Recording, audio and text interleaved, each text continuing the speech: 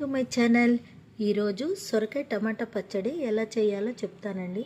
ఒక medium size సొరకాయ తీసుకొని దాని పీల్ తీసేసి చిన్నగా ముక్కలు కట్ చేసుకోండి, మీకు వీడియోలో చూపిస్తున్నట్టు. తర్వాత ఒక 3 టమాటాలు, ఒక 7-8 పచ్చిమిర్చి తీసుకొని వాటిని కూడా ముక్కలుగా కట్ చేసుకొని ఒక ప్యాన్ పెట్టుకొని ఒక గెరిట ఆయిల్ వేసుకొని ఆ ముక్కలు మొత్తాన్ని వేయించుకోండి. నేనైతే ముక్కలను వేయించేసేసానండి. చూడండి, పచ్చిమిర్చి, సొరకాయ, టమాటా ముక్కలు మొత్తం వేయించానండి. ఇప్పుడు ఒక మిక్సీ జార్ తీసుకొని దానిలో ఒక 7-8 చిన్నులపాయ రెబ్బలు, కొద్దిగా జీలకర్ర, కొద్దిగా సాల్ట్ వేసి ఇప్పుడు ఈ ముక్కలన్నిటినీ ఈ జార్లో వేసి మిక్సీ పట్టేస్తానండి. అంతే, మన సొరకాయ టమాటా పచ్చడి రెడీ అయిపోతుంది. తర్వాత పోపు పెట్టుకోవడమే.